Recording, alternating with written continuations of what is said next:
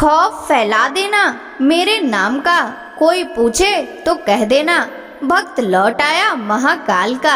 जय भोलेनाथ की सभी भक्तों को सादर प्रणाम। भक्तों, आप नियमित प्रातः 5:30 बजे हमारे चैनल पर शिव महापुराण की कथाएं श्रवण करते हैं। साथ ही प्रातः 5 बजे पुरुषोत्तम मास महात्म्य की कथाएं भी श्रवण करते हैं। साथ ही सभी वारों की कथाएं, तिथि ज्ञान इत्यादि की जानकारी भी आपको हमारे चैनल के माध्यम से दी जाती है। भक्तों, यदि अभी तक आपने चैनल को सब्सक्राइब नहीं किया है तो अवश्य ही कर लें। साथ ही बेल आइकन भी प्रेस कर लें, जिससे आने वाले हर नए वीडियो का नोटिफिकेशन आपको समय पर मिल सके। शिव महापुराण के कल के अध्याय में आपने 12 ज्योतिर्लिंग एवं उपलिंगों की महिमा, पूर्व दिशा स्थित शिवलिंग, अनसुईया एवं अत्रि मुनि का तप, अत्रीश्वर की महिमा वर्णन, नंदकेश की महिमा वर्णन, ब्राह्मणी की सद्गति एवं मुक्ति, नंदिकेश्वर लिंग की स्थापना, महाबली शिव महात्म, चंडालिनी की मुक्ति की कथा का रसपान किया था। भक्तों, आज के इस अध्याय में लोक हितकारी शिव महात्म दर्शन, पशुपतिनाथ शिवलिंग महात्म, लिंग रूप का कारण, बटुकनाथ की उत्पत्ति, सोमनाथेश्वर की उत्पत्ति, मल्लिकार्जुन की उत्पत्ति, महाकालेश्वर का आविर्भाव, महाकाल महात्म, ओंकारेश्वर महात्म की कथा का रसपान करेंगे। तो चलिए भक्तों, वीडियो शुरू करते हैं। सूत जी बोले, हे ऋषियों, इक्ष्वाकु वंश में एक बड़ा पुण्यात्मा राजा हुआ, जिसका नाम मित्रसह तथा उसकी पत्नी का नाम दमयंती था। वह अति पतिव्रता व धर्मपरायण स्त्री थी। एक दिन राजा शिकार खेलने वन को गए। वहां उन्होंने कुमठ नामक दैत्य को एक महात्मा को परेशान करते देखा। उन महात्मा के कष्टों को दूर करने के लिए उन्होंने उस राक्षस को मार डाला। तत्पश्चात वापस आकर अपना राजकाज देखने लगे। उधर उस दानव के छोटे भाई कपट ने राजा से बदला लेने के लिए रसोइये का वेश बनाया और राजमहल में नौकरी करने लगा। एक बार गुरु जयंती के अवसर पर राजा मित्रसह ने अपने गुरु वशिष्ठ को भोजन के लिए आमंत्रित किया। गुरुदेव राजा के घर पधारे। उस कपटी राक्षस ने राजा से बदला लेने के लिए खाने में मांस मिला दिया और वह भोजन वशिष्ठ को परोस दिया। परंतु गुरु वशिष्ठ ने भोजन करने से पूर्व ही जान लिया कि इस भोजन में मांस है। यह देखकर मुनि को राजा पर क्रोध आ गया और उन्होंने राजा को सदा के लिए राक्षस बन जाने का शाप दिया। शाप सुनकर राजा रोने गिड़गिड़ाने लगा और बोला, मुनि श्रेष्ठ, मुझे क्षमा कर दें, यह अपराध मैंने नहीं किया। राजा के वचनों को सुनकर वशिष्ठ मुनि सोच में डूब गए। तब उन्होंने अपनी दिव्य दृष्टि से जान लिया कि अपराध रसोइये का है, जो कि वास्तव में एक राक्षस है। तब वे राजा से बोले, राजन, तुम्हारा रसोइया एक कपटी राक्षस है। उसी ने जानबूझकर भोजन में मांस परोसा है। मैं अपना शाप वापस तो नहीं ले सकता, परंतु इसका असर कम कर सकता हूँ, तो 12 वर्षों तक राक्षस रहेगा। यह कहकर मुनि वशिष्ठ वहाँ से चले गए। उस शाप के कारण राजा राक्षस बन गया और वनों में भटकने लगा। वह जीवों को मारकर खाता था। एक दिन वह भूखा भटक रहा था। तभी उसने एक आश्रम में किशोर अवस्था के एक युवक को मुनि रूप में तपस्या करते देखा और उसे खाने के लिए दौड़ा। मुनि की पत्नी ने देख लिया कि वह राक्षस उसके पति को खाना चाहता है। उस ऋषि पत्नी ने राक्षस से प्रार्थना की कि मेरे पति को छोड़ दे, परंतु उसने मुनि को अपना आहार बना ही लिया। मुनि पत्नी शोक में डूब गई और उस राक्षस को शाप देते हुए बोली, अरे दुष्ट राक्षस, तूने मेरे पति को मार डाला। मैं तुझे शाप देती हूँ कि जब तू किसी स्त्री पर मोहित होकर उसके साथ विहार करेगा, उसी समय तेरी मृत्यु हो जाएगी। इस प्रकार राक्षस को शाप देकर वह सती हो गई। 12 वर्ष बीत जाने पर राजा को अपना शरीर वापस मिल गया। उसने जाकर अपनी रानी को शाप के बारे में बताया। यह जानकर रानी राजा को अपने पास नहीं आने देती थी, परंतु उन दोनों की संतान न होने के कारण दोनों बहुत दुखी थे। एक दिन दुखी राजा वन में चला गया, परंतु ब्रह्म हत्या के पाप ने उसका पीछा नहीं छोड़ा। तब राजा व्याकुल होकर गौतम ऋषि की शरण में चला गया। राजा ने उन्हें सारा वृतांत सुना दिया।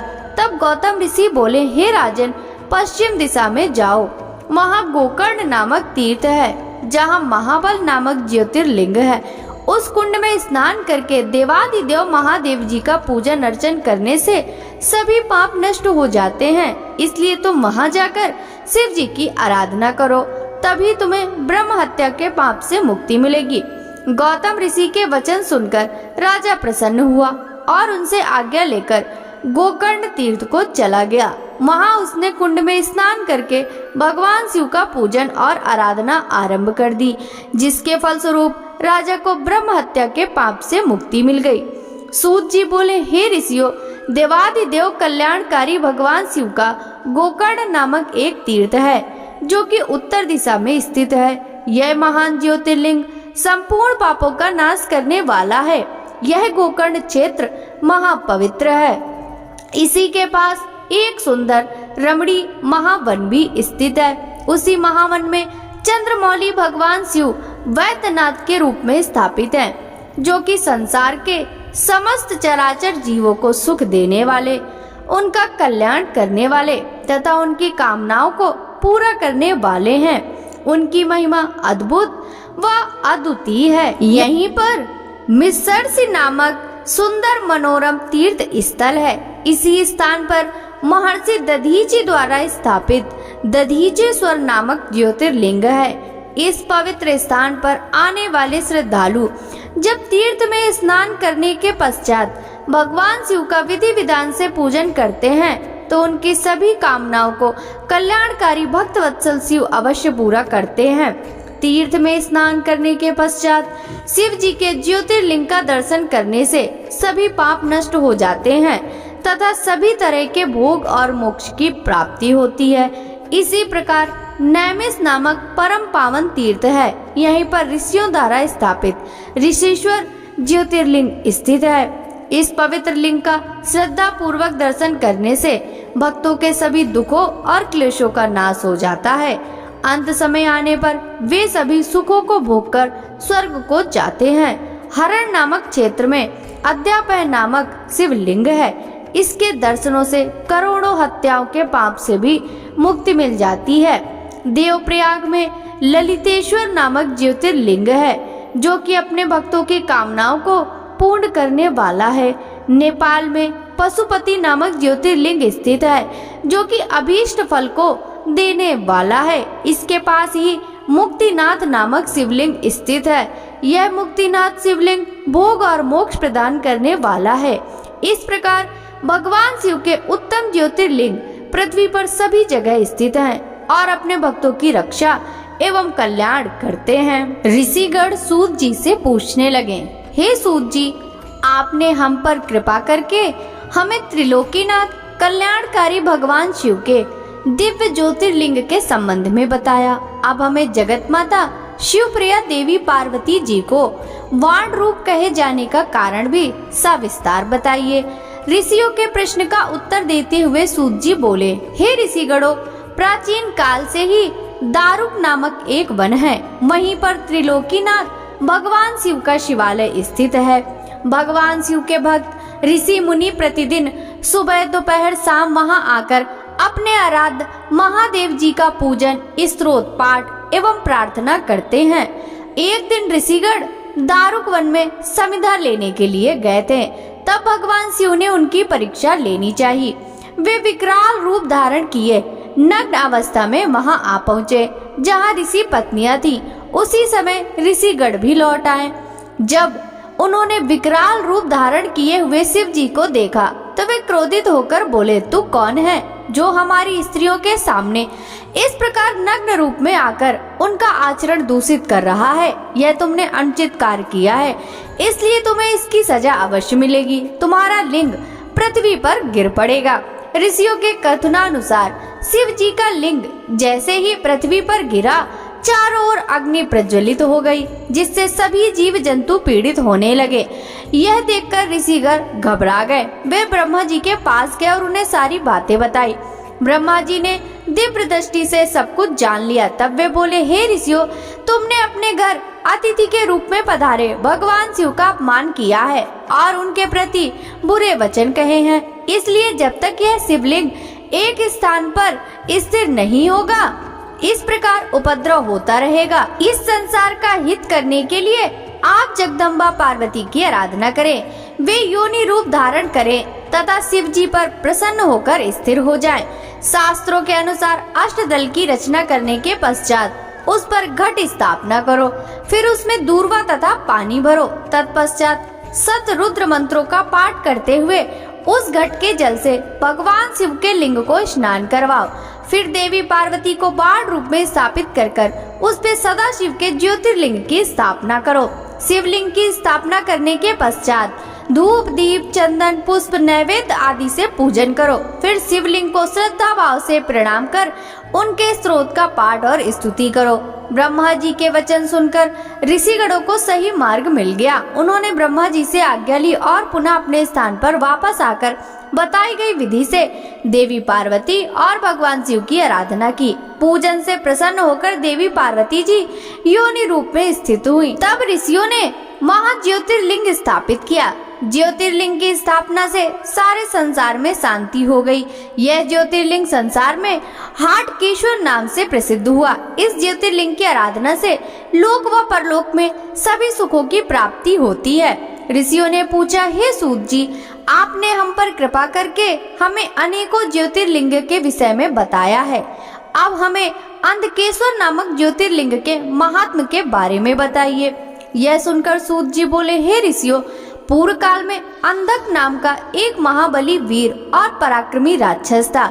उसने अपने बल से पूरे विश्व पर अपना अधिकार किया हुआ था और वह देवताओं सहित सभी जीवों को दुखी करता रहता था। तब सब देवता उस दैत्य से पीड़ित होकर भगवान शिव की शरण में गए। उन्हें प्रणाम करके देवताओं ने उन्हें अपना दुख कह सुनाया। अपने भक्तों के दुख को जानकर शिव जी ने उन्हें सहायता करने का वचन दिया और अंधक के निवास पर चलने के लिए कहा।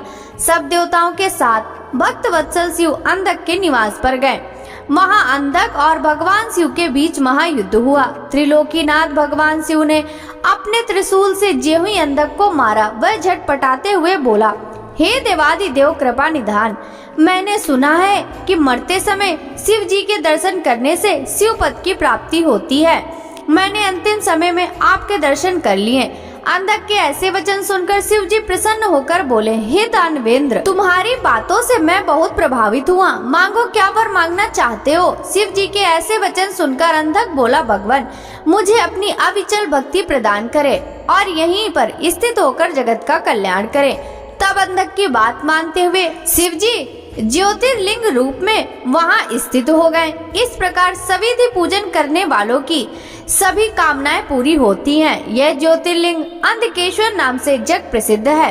अंधकेश्वर नामक ज्योतिर्लिंग की उत्तम कथा सुनकर ऋषिगण बोले, हे सूत जी, अब आप हमें बटुकनाथ की उत्पत्ति के बारे में बताइए। तब सूत जी बोले, हे ऋषि गणों, प्राचीन काल में दधीचि नामक एक धर्मात्मा शिव भक्त हुए जो संपूर्ण वेदों के ज्ञाता थे। उनका सुदर्शन नाम का पुत्र, वह भी अपने पिता के समान सर्वगुण संपन्न था। उसकी पत्नी दुकूला नीच कुल की थी। उसकी भक्ति में कोई भी रुचि नहीं थी। उसके 4 पुत्र हुए। एक दिन दधीचि मुनि को किसी कार्य से कहीं जाना पड़ा। तब वह अपने पुत्र को शिव पूजन करने की आज्ञा देकर चले गए। सुदर्शन विधि से भगवान शिव की आराधना और पूजन करने लगा। शिवरात्रि का दिन आ गया। सुदर्शन ने व्रत किया और सविधि पूजन भी किया। किसी कारणवश उसे अपने घर जाना पड़ा। वहाँ उसकी पत्नी ने उसे कामवश कर लिया। तब सुदर्शन बिना शरीर शुद्धि किए शिव जी के मंदिर में पहुंचकर शिव जी का पूजन करने लगा। इससे भगवान शिव अप्रसन्न हो गए और उन्होंने सुदर्शन को जड़ बुद्धि होने का शाप दे दिया। जब मुनि दधीचि वापस लौटे तो उन्हें सारी बातें पता चल गईं। यह जानकर बड़ा दुख हुआ कि उनके पुत्र ने सारे कुल को कलंकित कर दिया। वे शुद्ध हृदय से जगदम्बा पार्वती जी की आराधना करने लगे। उन्होंने विधि विधान से पूजन कर जगदम्बा को प्रसन्न कर लिया। देवी पार्वती ने प्रसन्न होकर उन्हें दर्शन दिए। तब दधीचि मुनि ने हाथ जोड़कर उन्हें प्रणाम किया और अपने पुत्र सुदर्शन को उनके चरणों में डालकर बोले, हे मातेश्वरी, मेरे पुत्र को दीक्षा देकर इसका कल्याण करो, इसकी बुद्धि को सही कर दो, इसे भगवान शिव के क्रोध से बचाकर उनका अनन्य भक्त बना दो। तब पार्वती जी ने सुदर्शन को जनेऊ पहनाकर उसे गायत्री मंत्र की दीक्षा दी। फिर देवी अंतर ध्यान हो गयी। सुदर्शन ने षोडश उपचार से शिव जी का पूजन किया, जिससे वे प्रसन्न हो गए और उन्होंने उसके सभी अपराधों को क्षमा कर दिया। शिव जी ने उन्हें साक्षात दर्शन दिए और सुदर्शन व उसके पुत्रों का बटुक रूप से अभिषेक किया। आपका यह रूप सारे संसार में पूजनीय होगा। यह कहकर शिव जी अंतर ध्यान हो गए। उसी दिन से सुदर्शन बटुक नाम से संसार में विख्यात हुए और शुभ अशुभ सभी कार्यों में उनकी पूजा करने का विधान है। सूत जी बोले, हे ऋषियों, अब मैं आपको सोमनाथ नामक ज्योतिर्लिंग की महिमा के बारे में बताता हूँ। प्रजापति दक्ष ने अपनी अश्वनी रोहिणी नामक 27 पुत्रियों का विवाह चंद्रमा से कर दिया, जिन्हें पाकर चंद्रमा की शोभा बढ़ गई। अपनी सभी पत्नियों में चंद्रमा रोहिणी से अधिक प्रेम करते थे, इसलिए अन्य सभी दुखी रहती थी। एक दिन उन्होंने अपने पिता को इस विषय में बताया। तब प्रजापति दक्ष चंद्रमा को समझाने लगे। दक्ष बोले, हे जमाता, मैंने अपनी 27 कन्याओं का विवाह तुमसे किया है, परंतु आप उनसे असमानता का व्यवहार क्यों करते हैं? एक पत्नी से प्रेम और अन्यों से प्रेम ना करना सही नहीं है, इसलिए आपको सभी पत्नियों को समान रूप से प्रेम करना चाहिए। ऐसा समझाकर दक्ष अपने घर लौट गए, परंतु चंद्रदेव ने उनकी बातों को सरलता से लिया और उनके व्यवहार में कोई परिवर्तन नहीं हुआ। तब एक दिन दक्ष पुत्रियों ने पुनः अपने पिता से चंद्रमा के व्यवहार के बारे में बात की। यह जानकर प्रजापति दक्ष को क्रोध आ गया और उन्होंने चंद्रमा को छीड़ व मलिन होने का शाप दे दिया। उनके शाप के फलीभूत होने से चंद्रमा की कांति छीड़ हो गई और वह मलिन हो गया।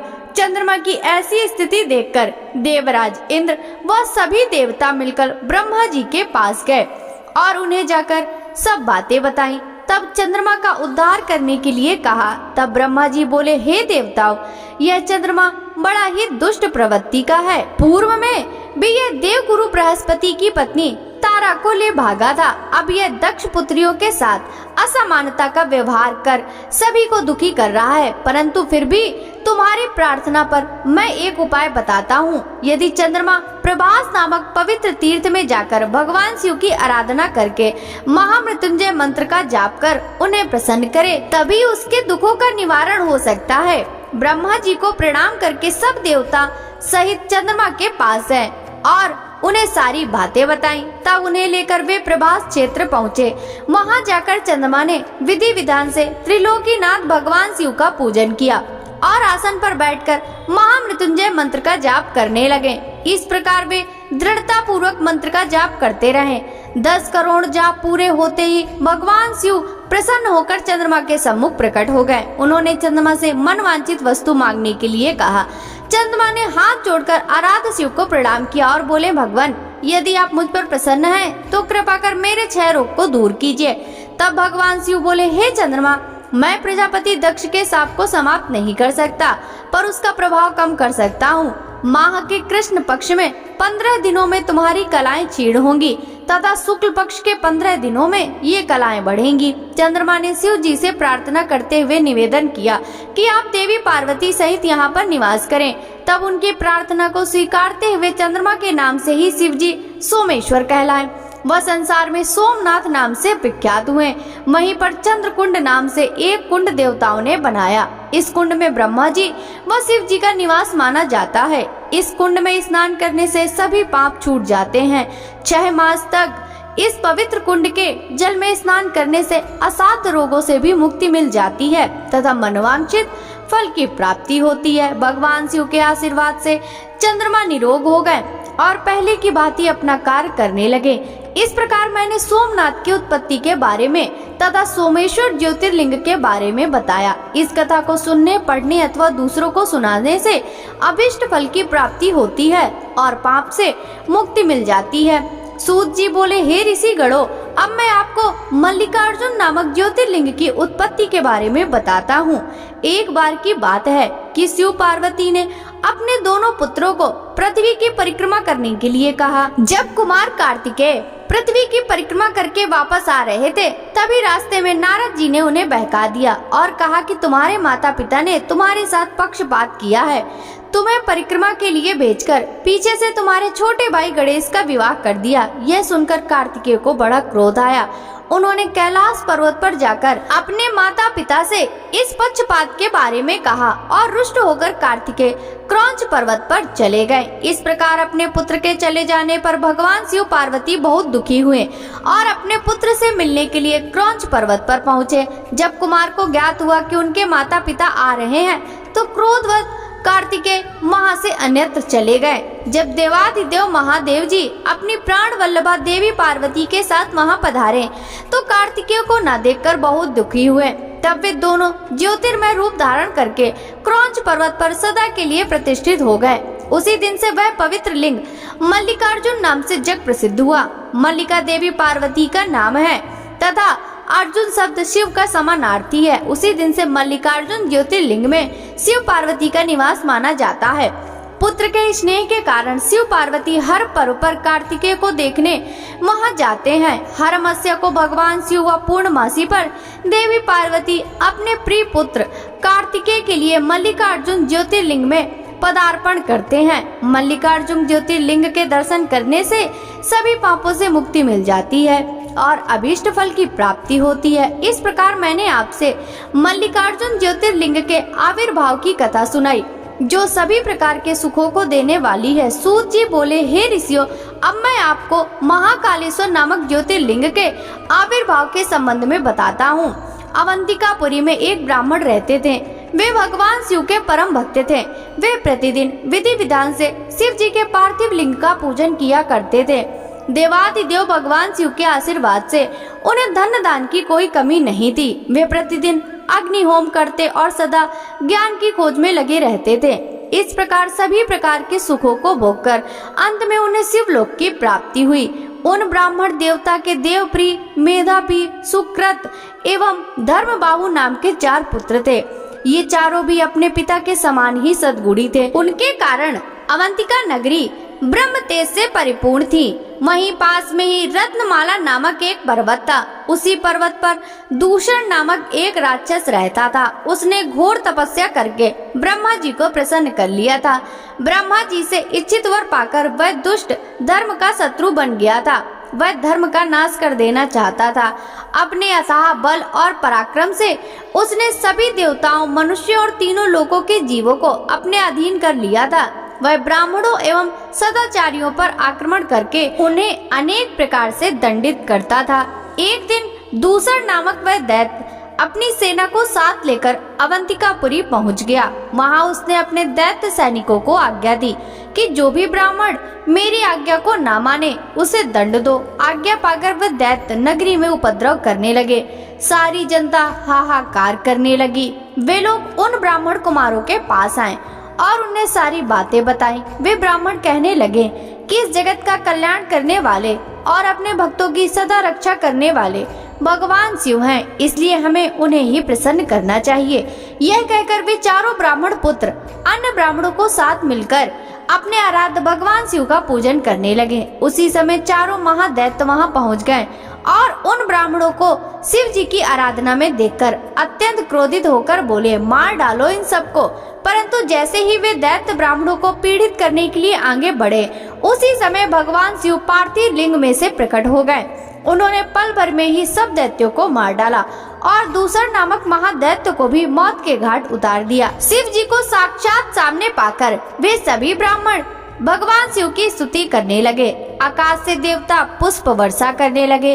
भगवान शिव ने प्रसन्नता पूर्वक उन ब्राह्मण कुमारों को वरदान मांगने के लिए कहा। अपने आराध्य भगवान शिव के वचन सुनकर ब्राह्मण बोले, हे देवाधिदेव कल्याणकारी भगवान, यदि आप हमारी आराधना से प्रसन्न हैं, तो हम पर कृपा कर हमें अपने श्री चरणों में स्थान दें, ताकि हम जीवन मरण के बंधन से छूट जाएं और आपको दर्शनों की हमारी अभिलाषा पूरी होती रहे।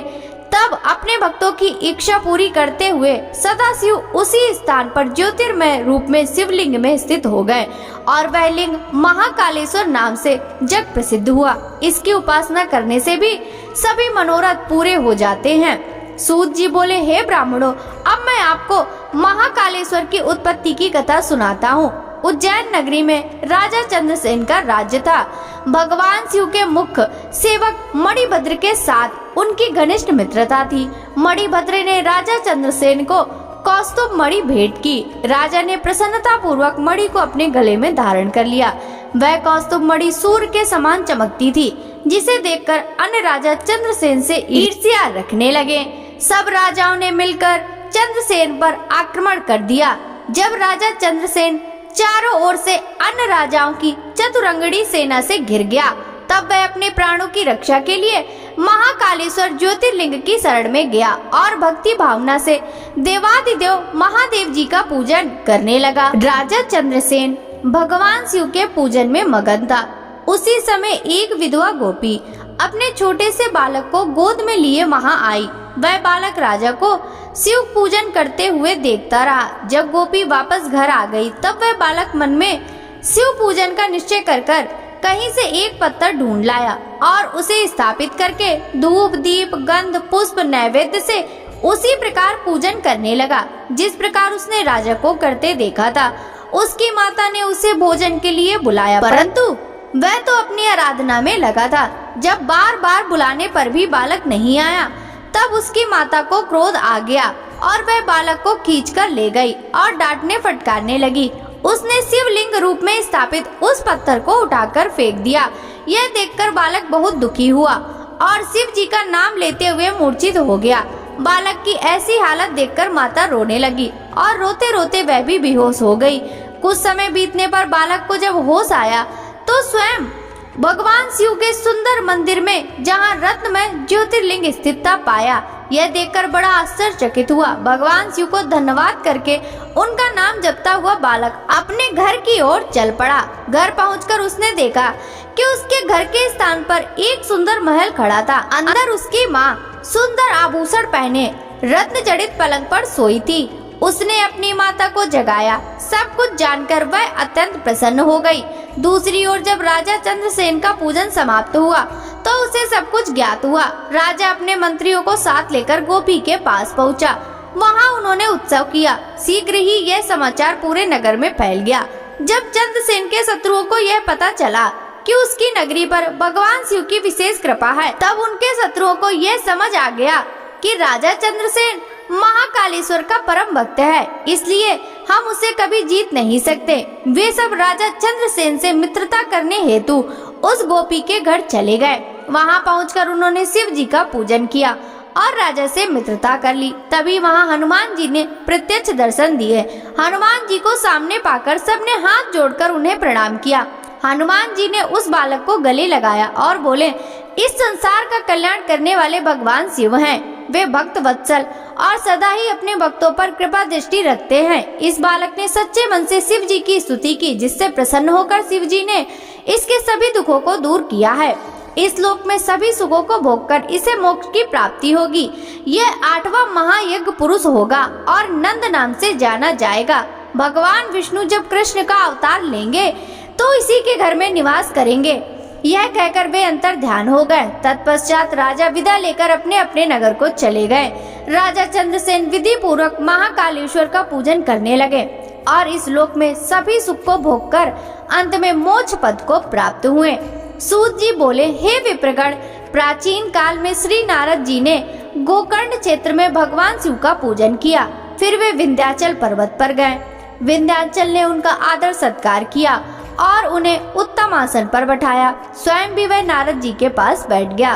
तब नारद जी कहने लगे, विंध्याचल, तुम निश्चय ही महाबलशाली और विशाल हो। सभी पर्वत तुम में व्याप्त हैं, परंतु सुमेरु पर्वत का अपना अलग ही अस्तित्व व पहचान है। यद्यपि तुम में सभी गुण विद्यमान हैं, परंतु फिर भी सुमेरु की बराबरी तुम नहीं कर सकते। नारद जी के वचन सुनकर विंध्याचल पर्वत को बहुत दुख हुआ। वह सोचने लगा, मेरा जीवन तो व्यर्थ है। जब मैं किसी के कोई काम नहीं आता, तो मुझे अपने जीवन को सुधारना चाहिए। यह विचार कर वह भगवान शिव की शरण में गया। विंध्याचल ने ओंकारेश्वर जाकर वहीं समीप में भगवान शिव का पार्थिव लिंग स्थापित किया और विधि विधान से भक्ति पूर्वक उसकी नियमित आराधना करने लगा। वह घंटों शिव जी के चरणार बिंदु के ध्यान में मगन रहता। इस प्रकार उसे शिव जी का ध्यान और तप करते हुए बहुत समय बीत गया। एक दिन उसकी तपस्या से प्रसन्न होकर देवाधिदेव भगवान शिव ने उसे साक्षात दर्शन दिए तथा उसकी कामना जाननी चाहिए। शिव जी बोले, विंध्याचल, मैं तुम्हारी भक्ति भावना से प्रसन्न हूँ, वर मांगो। भगवान शिव के निर्मल वचनों को सुनकर विंध्याचल की खुशी का कोई ठिकाना न रहा। उसने अपने आराध्य देव की स्तुति आरंभ कर दी। फिर बोला, हे कल्याणकारी भगवान शिव, यदि आप प्रसन्न हैं तो कृपा कर मेरी बुद्धि को शुद्ध करें और मुझे श्रेष्ठ विचार प्रदान करें। भगवान, आप यहीं पर निवास कर इस जगत का कल्याण करें। तब विंध्याचल की मनोकामना को पूरा करते हुए भगवान शिव ने उनके इच्छित वर को प्रदान किया और स्वयं विंध्याचल द्वारा स्थापित लिंग में ज्योतिर्रूप में विराजमान हो गए। यह ज्योतिर्लिंग परमेश्वर नाम से प्रसिद्ध हुआ। ओंकारेश्वर व परमेश्वर नामक शिवलिंग ज्योतिर्लिंग अलग अलग होते हुए भी एक हैं। ये अपने भक्तों को अभीष्ट फल प्रदान करने वाले तथा उन्हें मोक्ष देने वाले हैं। इस प्रकार अपने भक्त विंध्याचल पर अपनी कृपा दृष्टि कर शिव जी अंतर ध्यान हो गए। ऋषियों, इस प्रकार मैंने आपसे ओंकारेश्वर नामक शिवलिंग की महिमा का वर्णन किया। सूत जी बोले, हे ऋषि गणों, भगवान विष्णु के नर नारायण नामक अवतार ने बद्रिकाश्रम में तपस्या करनी आरंभ कर दी। तब अपने उन दोनों श्रेष्ठ भक्तों की इच्छा पूर्ण करने हेतु भगवान शिव पार्थिव लिंग में उनके पूजन को ग्रहण करने के लिए आते थे। इस प्रकार नर नारायण को भगवान शिव का पूजन करते करते बहुत समय व्यतीत हो गया। इससे उनकी भक्ति भावना दिन प्रतिदिन प्रबल होती गई और शिव जी को प्रसन्न करने हेतु उनका पूजन करते रहे। उनकी उत्तम तपस्या से प्रसन्न होकर भगवान शिव उनके समक्ष प्रकट हो गए और बोले, हे नर नारायण, मैं तुम्हारी आराधना से बहुत प्रसन्न हूँ, तुम मुझसे वर मांगो। भगवान शिव के वचन सुनकर नर नारायण बहुत प्रसन्न हुए और भक्त वत्सल कल्याणकारी शिव को प्रणाम करते हुए बोले, हे देवेश्वर, यदि आप हम पर प्रसन्न हैं, तो हमारी प्रार्थना से आप साक्षात रूप में यहाँ सदा विराजमान रहें। उन दोनों के अनुरोध पर देवाधिदेव महादेव जी हिमालय के केदार नामक उस तीर्थ में ज्योतिर्लिंग रूप में स्थित हो गए और वह ज्योतिर्लिंग संसार में केदारेश्वर नाम से प्रसिद्ध हुआ। यह लिंग दुख और भय का नाश करने वाला है। इसके दर्शनों से अभीष्ट फल की प्राप्ति होती है। कहते हैं कि जो भक्त शिवलिंग के निकट शिव के रूप में अंकित वलय पर कंकड़ या कड़ा चढ़ाता है, उसे उनके वलय रूप के दर्शन होते हैं और सारे पाप नष्ट हो जाते हैं। केदार तीर्थ का दर्शन कर केदारेश्वर लिंग का पूजन करने एवं वहाँ का जल पीने के पश्चात मनुष्य जीवन मरण के चक्र से छूट जाता है और मोक्ष को प्राप्त कर लेता है। इस प्रकार मैंने आपसे केदारेश्वर ज्योतिर्लिंग महिमा का वर्णन किया। भक्तों, आगे की कथा का वृतांत हम कल के अध्याय में श्रवण करेंगे। शिव महापुराण की यह कथा यदि आपको अच्छी लगी हो तो इस वीडियो को लाइक कर ज्यादा से ज्यादा भक्तों के साथ शेयर कीजिएगा, जिससे भगवान शिव की कृपा दृष्टि सदा सर्वदा सभी पर बनी रहे। साथ ही वीडियो के कमेंट बॉक्स में हर हर महादेव जरूर लिखिएगा। आज से मिलते हैं शिव महापुराण के अगले अध्याय की कथा के साथ। सभी भक्तों को हरे कृष्णा, राधे राधे, हर हर महादेव।